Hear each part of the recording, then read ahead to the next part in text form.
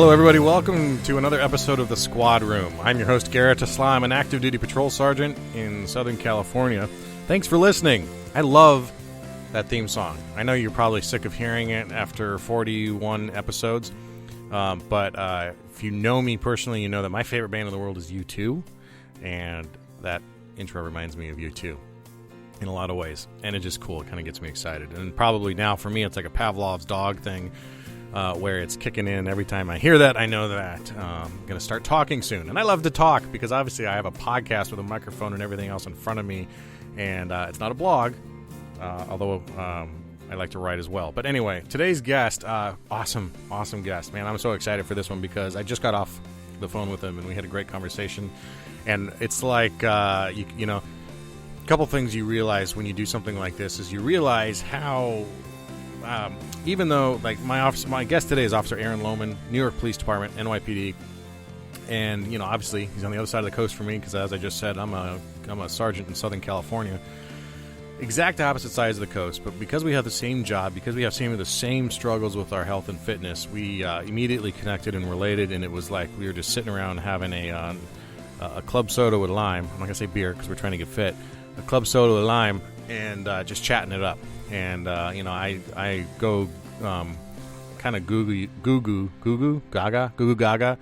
I kind of get all starry-eyed about anything about New York City because I used to live there. I lived there in parts of 97 and 98, and then not in full time in 99, 2000.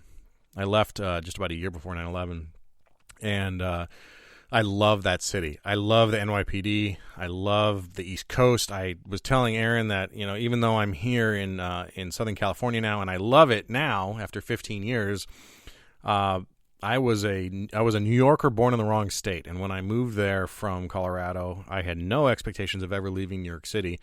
Also, to add, though, I never had any expectations of being a cop because I had no interest in that stuff when I lived there. But I love New York City, and I remember just being around the NYPD beat cops and being amazed at everything about them. Just from if you ever been to New York, look at your regular beat cop and the gear they have to carry with them every day.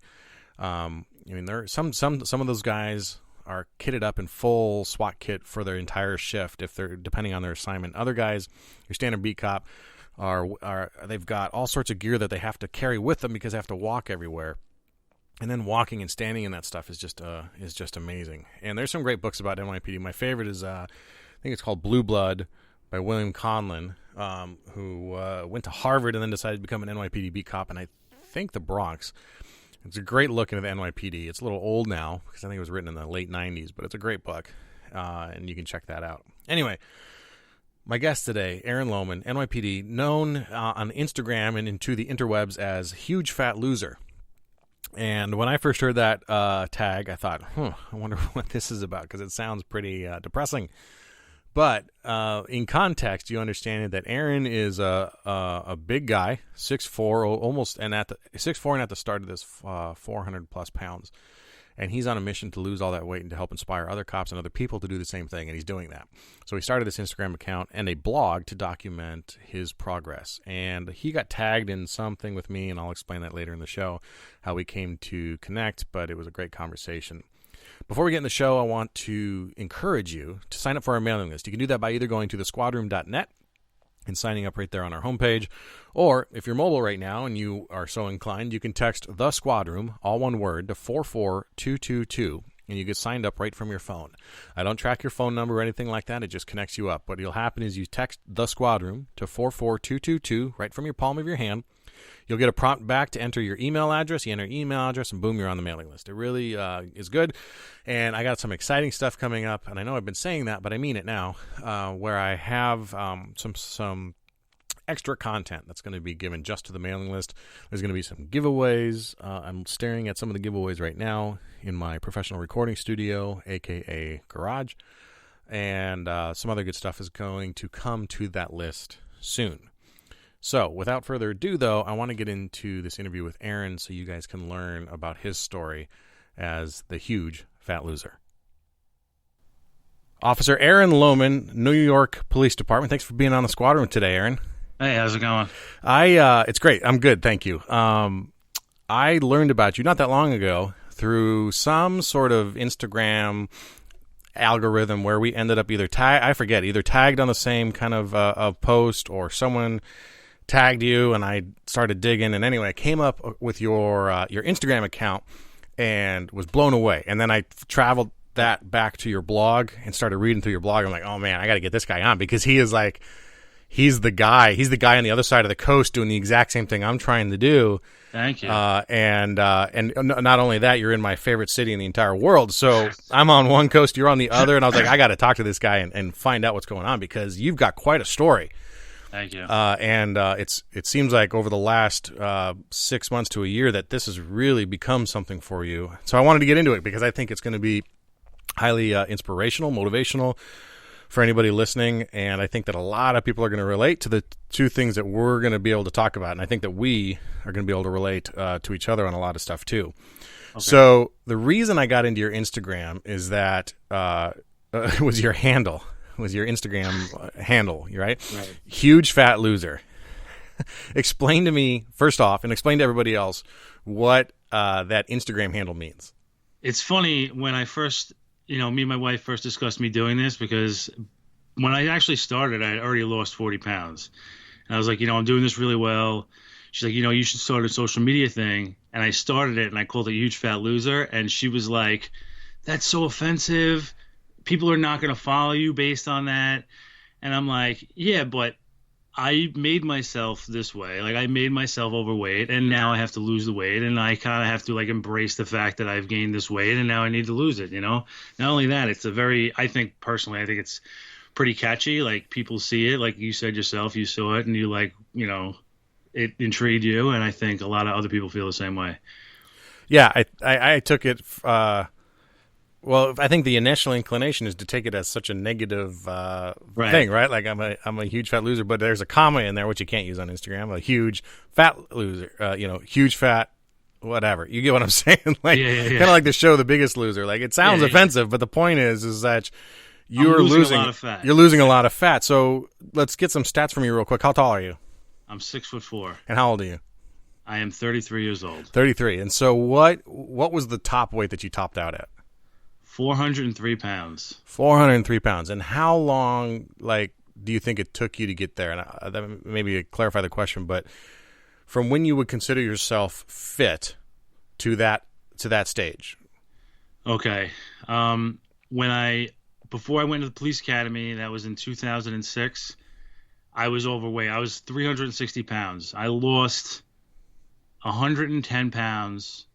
And I was down to 250 when I went to the academy. Then I went to the academy, and police work got in the way, and I gained all the weight back. And then, throughout the years, I've lost weight, like 30 pounds here, put it back on, and whatever.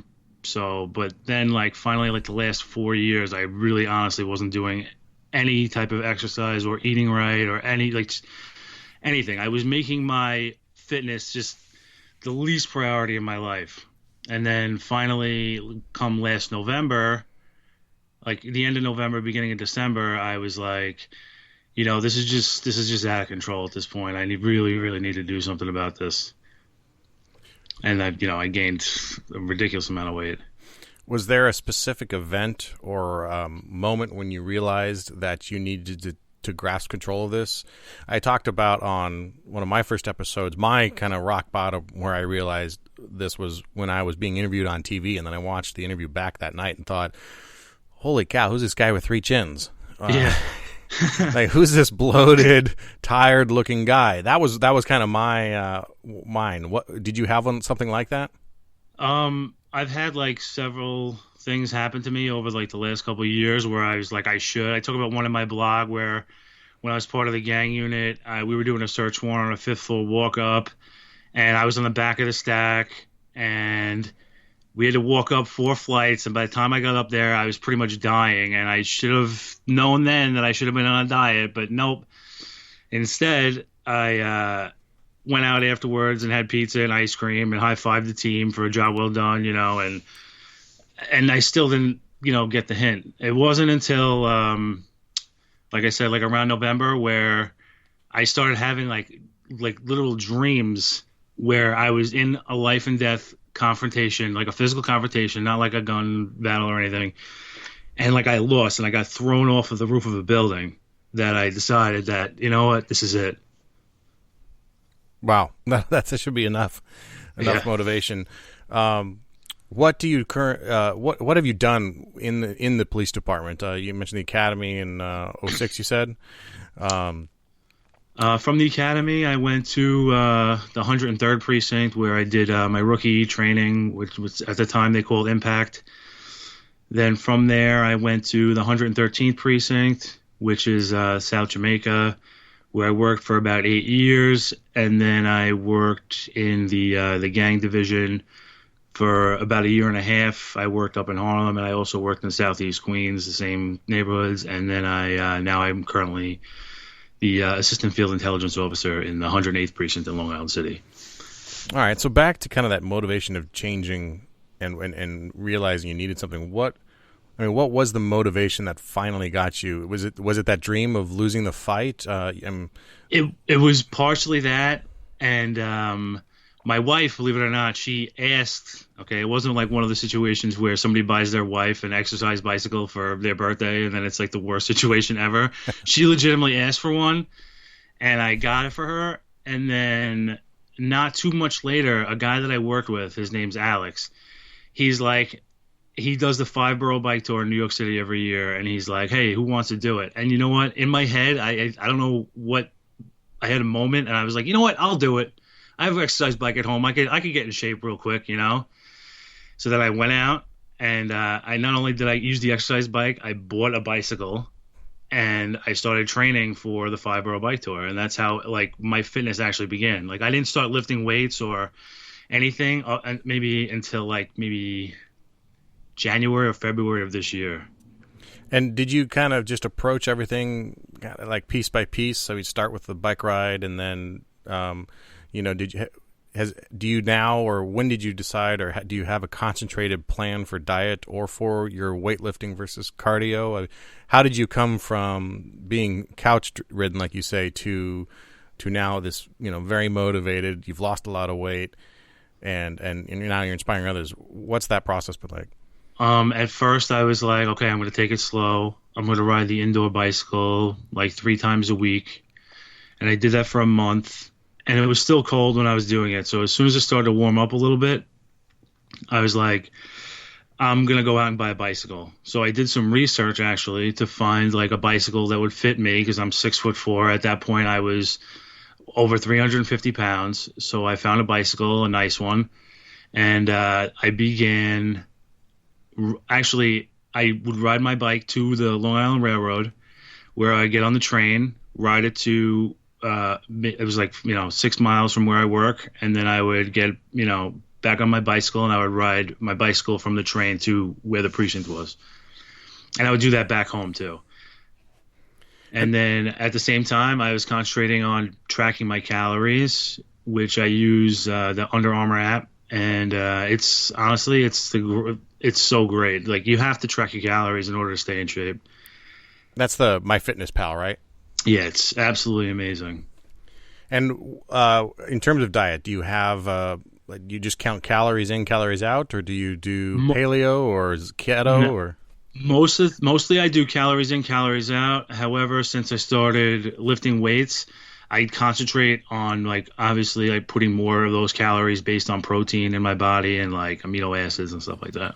And what about your weightlifting program? Is that just something you do on your own, something you learned growing up, or do you have a coach? It's funny. Back in the day, like, when I used to work out during the summers, like in between college, I would just do the Arnold workout because that's what I thought you were supposed to do. And believe it or not, I would just, like, get injured or whatever, because I didn't realize I wasn't supposed to be doing that. I didn't have a trainer. So this time I started slow. I eventually built up to doing more exercises and more weight. And now I pretty much just designed my own program based on other programs I saw people doing on the internet, like Fit Cops and like other stuff like that.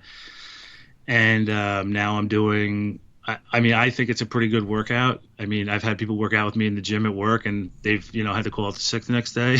But, it was good. It's good. So give us again, just to get a scope of your stats, where you started at, even before you started the blogging, but where you were at your top and where you are right now. Okay, I was at 403 at my top, and now I'm at 319. So it's a total of 84 pounds I'm down. And in how long of a period? 9 months. Wow. And what's your goal weight? Do you have one? You know what I did at first? I said to myself, I want to be 6'4", 225. But that's 100 pounds down from now, and I honestly would have no idea what that would look like. But I'd love to be 6'2", 225. yeah, I know. You know, I was looking up pictures of what people look like, 6'4", 225, and I'm like, no, I'm never going to look like that. So I'm not going to say that I'm going to give up ever, but my goal is to get in as good a shape as I possibly can with low body fat and just look good, feel good. And definitely be maybe in let's just say in the 250, 230 range. Hopefully, let's say that. Yeah, that seems reasonable. Yeah. Have you always been quote unquote big? Did you play sports growing up that required a big body, or how? I played basketball growing up, and believe it or not, I actually played soccer. I don't know. I've actually played soccer in high school. It's a true story, and I was always kind of big, and people thought that my team hired a bruiser to just yeah. But I've always been kind of big. I've been this tall since I was in 8th grade. Wow. Okay. Yeah, and I didn't really. I started working out in high school mainly because I played basketball and I was 6'4" and I couldn't jump. Seriously, I would jump and you would think that I didn't move at all. So I eventually tried to go in the gym and I was actually working out legs every single day. And it didn't help. I still couldn't jump, but Then what? You mentioned college. What happened in college? Did you continue with sports or intramurals, or did you kind of put the basketball shoes aside? I put the basketball shoes aside. I mean, I played every once, with friends every once in a while, or I would hit the gym every once in a while, but nothing consistent. And what, if you don't mind asking too? I mean, mind me asking. What was growing up like in your household? And the reason I ask is because I'm trying to tease out or trying to find if there are commonalities between people in the way that they've succeeded in being fit in relation to what their parents taught them versus people who have done it on their own. You know what I mean? This is very interesting because in my house, I was actually going to do a blog post on this soon about how it's called The Genetics of Eating. And it's you know what I'm saying? Mm-hmm. Because my mother's overweight, my father, he's not overweight, but he's definitely not in shape. And, my family's been a family that's definitely struggled with weight loss. And I think that when people like to say, oh, it's genetics or whatever, I think a lot of it comes from the way that your parents teach you to eat, what they teach you to eat, what they teach you is healthy. Because I look back on stuff now that I'm like, oh my God. I would go to my grandmother's house for the weekend with my mom, my mom would drop me and my brother there, and my grandmother would just feed us cake for 8 hours straight. And it was a normal thing, Mm-hmm. And it wasn't until I became an adult that I realized you really weren't supposed to eat that stuff, and then it became a struggle because you really are addicted to the things that are in those foods that you have to, now break that addiction and break that cycle. What was that experience like of breaking that addiction? It's still hard. Sometimes, what I do mentally and physically, I mean, it has its physical benefits, but definitely a lot of mental benefits, is I'll have a cheat day, or not really a cheat day, but a cheat meal once a week or once every 10 days where I'll go and I'll eat a big place over here is All American Hamburgers or something. I'll eat a hamburger with fries or, get some ice cream and stuff like that. This way, it doesn't feel like I'm treading water, yeah, I'm going to gain calories that second, but in mental terms, it's really good for me. I'm all right, great. I had that. Now I can continue on, do another week. No big deal. Right. I found cheat meals myself to be very helpful in just kind of giving you a little bit of a, letting the pressure out a little bit, so to speak, Yeah, no, absolutely. As you began this journey and you started, what's been the most difficult obstacle to overcome? I think it's just what I said before is the food addiction and realizing what calories are in what things, and trying to put the right things in your body, especially in the job that we have. A lot of cops like to eat like garbage. And like, if you want to go out and like, especially if you're part of a team, you want to go out or whatever, they want to go out and eat pizza every day. They want to go out and do this every day. And I think the hardest thing is like being in front of those temptations, like being in front of the pizza counter with all those delicious slices of pizza and being like, you know what? No, I'm going to see what they have that I can eat, that's healthy, and that is in my range. Like, that's been the most difficult, especially in New York. Oh yeah, one of the things I miss most about living in New York City are just the pizzerias on every corner, and they're all amazing. Oh, it's so good. Yeah, people don't understand, and I don't know. They say it's the water, whatever it is, but New York pizza is its own thing. California, you can't get better Mexican food except maybe Mexico, but it's just. Yeah. The last time I was out there, I was down there for Jonathan de Guzman's funeral when I was in San Diego, and I ate Mexican food for 3 days. Like, it was amazing. Yeah. San Diego's a good place. We missed each other in San Diego by like a week too. That was, is there an obstacle that you didn't expect that has shown itself to be difficult? Something that you didn't think of when you started this? An obstacle that I didn't expect was like just trying to get around like family life a little bit. Like, because, I have my family. I'm a full-time cop. She's a full-time working nurse supervisor. So we both have like serious jobs, and then we each have a daughter. And well, one daughter, but it's our daughter. And then trying to budget time to work out and eat right and stuff like that. But how we overcame it is my wife also, she's eating almost not the same things that I eat, but she's also trying to lose weight and diet and do the right thing and exercise. So we motivate each other in that regard. That's been one of my biggest struggles, is finding the time and scheduling. How do you have that conversation, or how do you guys decide how to break that up? Because my wife works too. She's got a full-time job. I have 2 kids, and with my job, we rotate shifts every 4 months, so everything's always changing. I'm gone at nights, then I'm gone during the day, and getting time for us both to prioritize, that's been my biggest challenge. How have you succeeded with that? One of the biggest godsends that I've had since I work where I work now is that there's a gym in the garage of my precinct, which I don't know if you see my Instagram, I tag it as Bennett's Body Shop. Yeah. This guy Bennett is the guy who pretty much put it together. So, and it's in a garage, so they call it the Bennett's Body Shop. And on my meal, I go down there, and that's when I do my workout. So I'm able to work out, pretty much instead of like going on my meal, I go work out. And then my wife, she works nights, I work midday, so like we overlap. But a big thing with cooking, like we overlap for like 3 hours, right? But we always seem to manage to have dinner together because she works at 11 o'clock at night. She'll throw something in the slow cooker while she sleeps, and then by the time she gets up and the time I come home, it's ready to go. We get to have a dinner together as a family. It's a healthy dinner. And when it comes to the kid, thank God for her parents take our daughter maybe like once a week for a couple hours when our schedules don't line up. But other than that, I'll exercise in the house and play dolls with her at the same time. I'll be riding the cardio bike inside, and I'll have one hand extended, pretending to be Princess Cinderella. It's just, you have to do what you have to do. I'm impressed that you're able to stay with it, and I have a hard time splitting my focus like that, or finding little ways to get it in when I'm at the house. And even I have no excuses because, you can see behind me, our audience can't, but I've talked about it before, but I have a squat rack and a little home gym right here even. I know, that's nice. Yeah, so it's my little body shop, but even then it sits more idle more often than it should.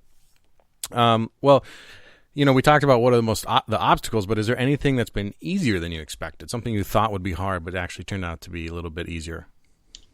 Getting back into lifting weights was a lot easier than I thought it would be, except for like the first week where you're just like completely sore and you just don't want to do it.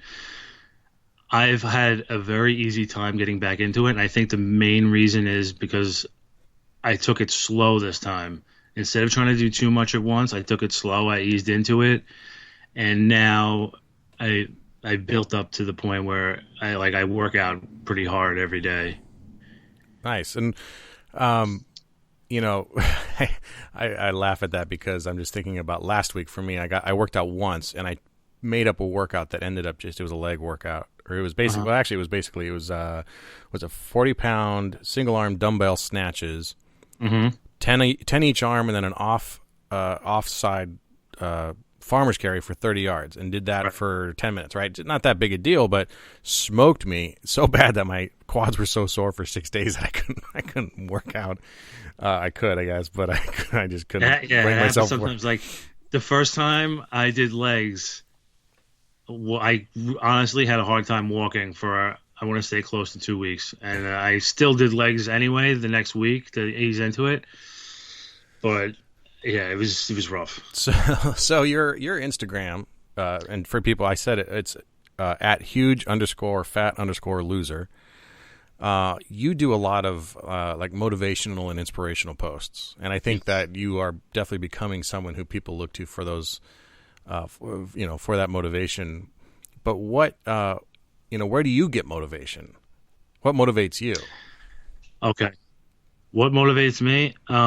Seeing other people's before and after pictures is super motivating. I mean, I posted a before and after picture on my page, and I said, like, without pictures like these that I saw before, I would have never thought it was possible. And I really feel that way.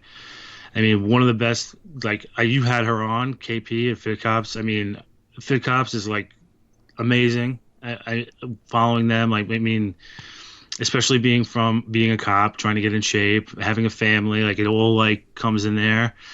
Uh, the believe it or not, The Rock is very motivational in like a lot of things that he says. Yeah.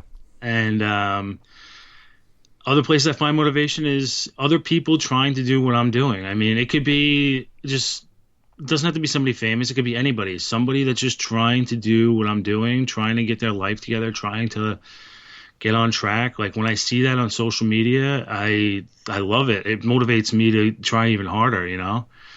It's like when I went to Jonathan de Guzman's funeral, right? I had no idea who that guy was. Okay, I went there because he was a gang cop. I was a gang cop, and I love California. I went there to pay my respects, and when I heard the mess of the type of person that he was, it like immediately inspired me to be a better person, a better dad, a better cop. Like I love stuff like that.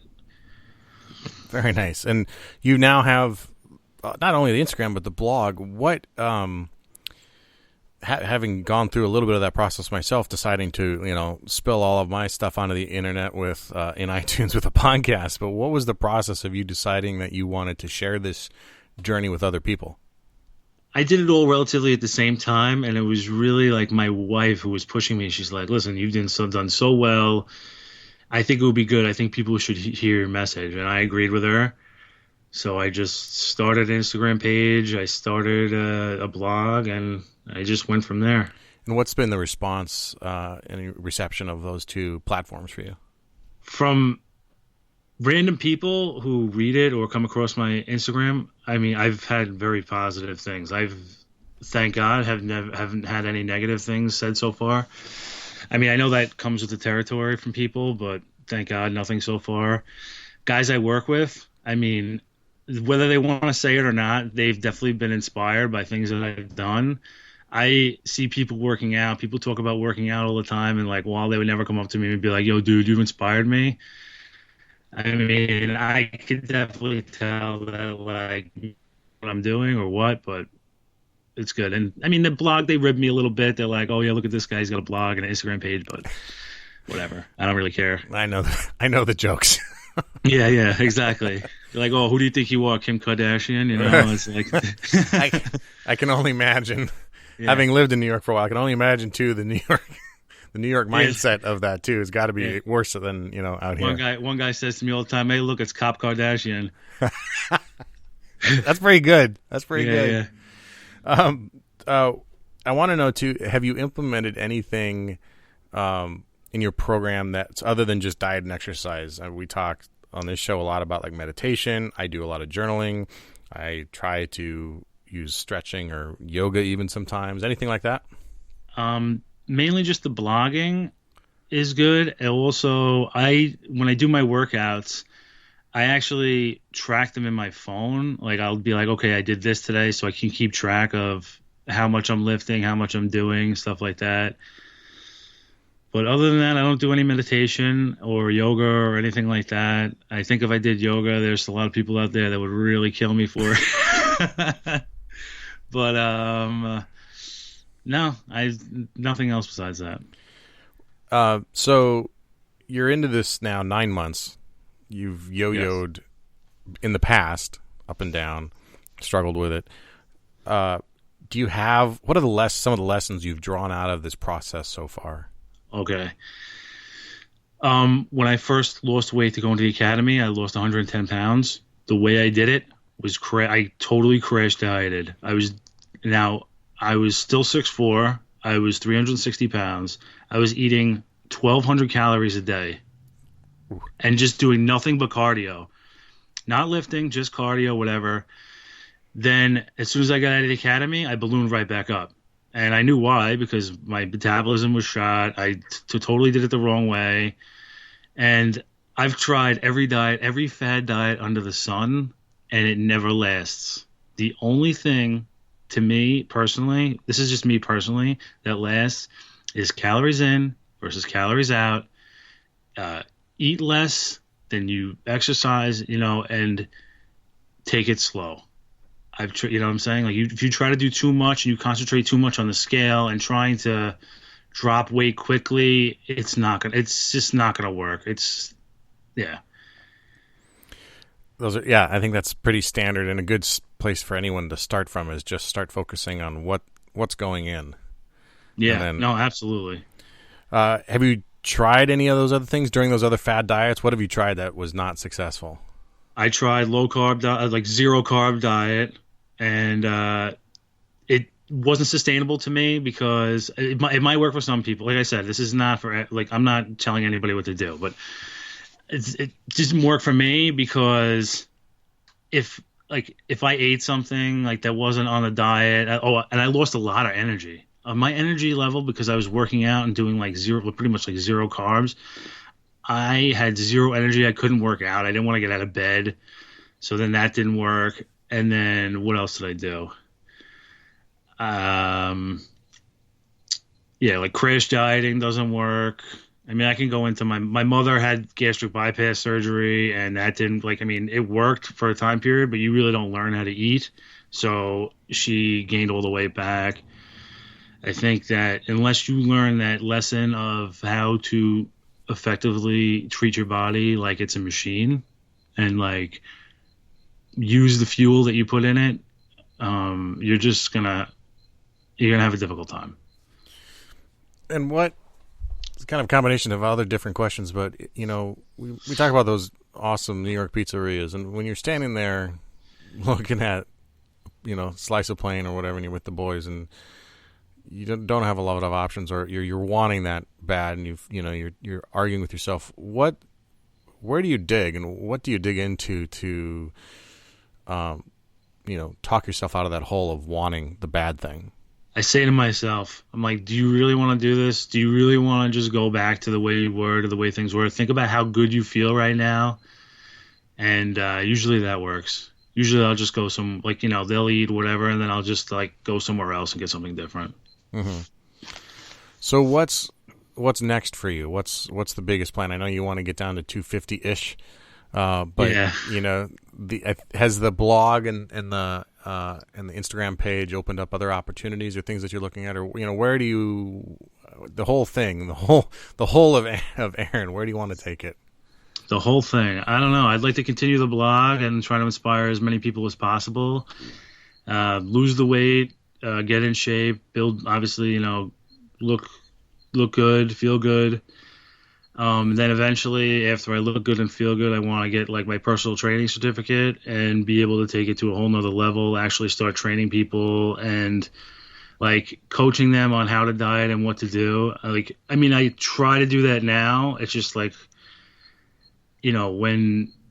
you're not like in like sick shape or you're not like a personal trainer, people don't necessarily like listen to what you have to say. They think you're like an idiot. But I was before I was a cop, I was actually a biochemistry student, and I know how all that stuff works. And it's just one of those things that's funny. But other than that, I don't know. Be a great cop, keep being a great cop, keep being a great dad and a great husband. Get in shape, live long for my daughter, retire, hopefully move to someplace sunny, and I don't know. We'll see where this thing takes me. I'd love to be a fit cops rep one day. That'd be awesome. But I don't know. We'll see. Okay, so hold on a second. How does a guy with a biochemistry major become a cop? Okay. I was a biochemistry major in college. I originally wanted to do research science, and then I was like, maybe I'll do forensic science. And then when I learned that, like, with a degree in forensic science, pretty much you're just going to sit in a lab and be a chemist all day, I'm like, that's kind of boring. I'm like, you know what? I'm just going to be a cop instead. And and that's more like what I want to do. And I took the test, and I never looked back. And I mean, it's had its ups and downs for me, but I've honestly loved every second of it. Do you have family in NYPD or in anywhere in law enforcement? My two stepbrothers, one of them, they were both New York City cops at first. Now one of them's a Kings Point police officer, and the other one's retired from Nassau County on a 3-quarter injury. Okay. So what was this is a while ago now, but I can relate because I had a similar conversation with my parents back in the day, but because I went from something totally different to law enforcement. What was that conversation like with your parents when you went, yeah, this whole biochemistry thing, it's cool, but I want to go be a cop? My dad was a mailman, right? Mm-hmm. And he, for my entire life, was telling me that college is a waste of time. Take every civil service test that and I always fought that in my head. I was like, stop, this, no way, I'm not doing that. And then my mom wanted me to go to school. And when I told her that I was going to be a cop, of course, she's like, oh my God, my baby, I don't want him to be a cop, But my dad, they were both very supportive of it, and they both support me now. But they were definitely like, especially my mom was not supportive at first. Takes some time for them to get used to the idea. Yeah. So NYPD is, I mean, when I lived there, I think it was around 45,000 cops. That was, of course, well, it was before 9/11, but then it was also before 2008. How many cops does NYPD have right now? They say it's in the 32 to 37,000 range, but I'm honestly not sure. There's a lot of us. That's more than more than an entire city that we have in our jurisdiction. It's crazy. It's amazing. And I remember, I think the first inkling of me being interested in changing careers to law enforcement was when I was in New York City, and I'd see particularly the ESU guys, and they would be all kitted up, standing outside often a bank. And what is going on? That is so cool. They got us for people who aren't familiar with NYPD. ESU is their emergency services unit, and it's kind of the equivalent of a SWAT team, a search and rescue team, an air unit, a water rescue. I mean, they do everything, right? Yeah. And they do all those high level or high risk kind of things. My first partner on patrol, his name's Brian. He's an ESU now. But it's so funny. He's one of those people who used to try to encourage me to get in shape, and he's like a real into like CrossFit and stuff. And I used to just make fun of him every day, and now he's the one making fun of me. Yeah, but I think so. Watching those ESU guys, because you would see them around New York all the time. Yeah, and thinking like, man, what's it take to be that guy? And could I do that? I don't know. And then that process took several years, but eventually, and then I was in LA and. Same sort of thing watching LAPD, and we're like, oh, could I do that? I don't know. So, what was it about the cop work, though, that, going from biochemistry to police work, there obviously must have been some bug in you that this was of interest, but because this is not the kind of job you do just to not be behind a desk. No. My dad has, he's a volunteer fire chief. He was a volunteer fire chief pretty much my whole entire life, 16 years. I used to go out on calls with him sometimes. And, my mother, she was an emergency dispatcher pretty much my whole life. And I saw that, and I wanted to help. I've always wanted to help people. I've always been, even before I was a cop, I've always been the person people turn to for help, and I wanted to continue that. I wanted to catch bad guys. I want to put bad guys in jail. I love that. Like, I love putting bad guys in jail. I put up a Facebook post the other day. I was sitting in a parking lot on my way to work. It was 7-Eleven, and I watched this woman with her 2 children buy drugs from a car. And my post was this, like, people ask me why I do it, and it's because seeing a woman buy drugs with her 2 children makes me sick. Yeah. And that's it. Yeah, well, and that makes a little more sense, too, if, you've been around public service in different ways growing up. You've seen the story, or you've heard the stories, you've seen the benefits of it, and you've seen that service and what it does for people. That's cool. NYPD. You tell me again the correct term for your current assignment. I'm gonna chew it up if I do it. I'm the Assistant Field Intelligence Officer in the Long Island City in the 108th Precinct. Mm-hmm. And Long Island is in the Bronx, right? Long Island City's in Queens. Queens, right? It's as far as you can go west in Queens before you hit the river. So if you wanted to, if the current was good enough, you could swim to Manhattan. But I don't suggest anybody does that. Some people have tried. Yeah. How has your current level of fitness and this improvement that you're having, how has that benefited or impacted your relationship, not only with your partners, but maybe with the public as well?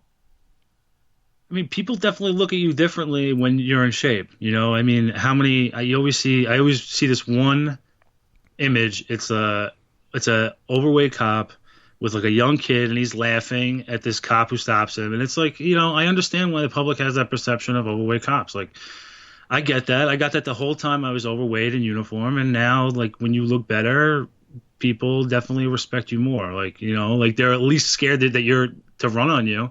Yeah. Yeah, that's true. Aaron, I appreciate your time. I think what you're doing is amazing. Documenting it the way you are so openly. I know that it takes a lot of courage to do that, and it takes a lot of willingness to be vulnerable, which is not easy as a cop to just put out there. Yeah, no, definitely not. And throw yourself. I always tell people it's like throwing yourself under the bus before anyone else can. but you're absolutely right. But I think I'm willing to bet you get a lot of good response from people. You got people on Instagram I see that are tagging you or that are responding to your text or your post and saying that what you're doing is benefiting them. Yeah. And man, I just hope you keep doing it, because I got excited when I saw your Instagram account and then your blog, and just think that you write so well too, and you express exactly the right issues. And I think anyone who is struggling, or maybe not struggling anymore, but is on that path, can relate to those things. And they know it's important to know that other people are out there, right? And that other people are going through it.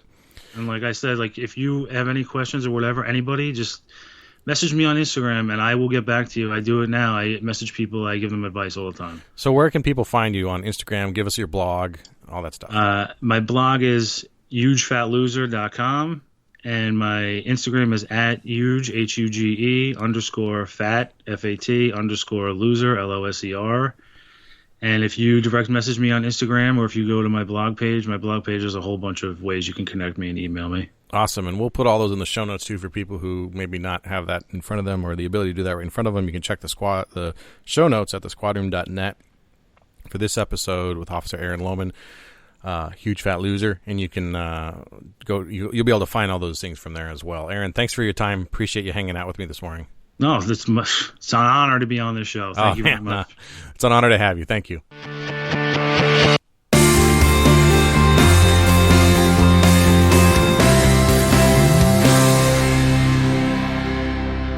All right, huge thanks to Aaron Lohman, NYPD, for being on the show and just being willing to lay it all out there. It's not easy to discuss some of these things in public, much less in public when you know a bunch of other cops are listening. And we joke about that, of course. To follow him on Instagram, it's @huge_fat_loser. His blog is hugefatloser.com. You can check us out on Instagram @thesquadroom. and also on Twitter. And our website is thesquadroom.net. You can go there for show notes for this episode and for other information that we talk about, links to books or links to training programs and links to other things that Aaron and I both have found useful. You can also check us out on Facebook, the Squad Room Podcast. You can search for that and you'll find us there. Now, the one thing I really want to implore everybody to do today, other than get into the gym and work on your diet, is to leave a review of the Squad Room on iTunes. The way I see it is, I sometimes have sponsors for the show, but, obviously this stuff is free. I have no intention of changing that, but what I would ask is that in return, if you get value out of the show, if you find something inspirational, you find something educational, to go hunt down the way that you listen to the show, whatever it is. Most people it's on iTunes or maybe it's Stitcher. But leave a review and tell other people about it. And yeah, it's a little narcissistic, but it actually really helps the show. It helps us spread the word of the show. It helps us build credibility so that other people can come to us and start to learn some of the things that I think are important.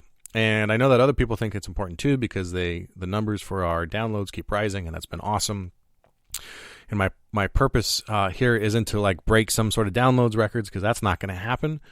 But I do want to, if I'm going to do this, I want to, of course, get the information out to people because I think it's valuable. And I know that from the emails I get and the tweets and the Instagram posts and whatever that I get in response, that a lot of you think it's important as well. So leave a review on the whatever device or whatever service you use to listen to it. Please leave a review. All right, that's all I have for this week. Please take care of each other and stay safe.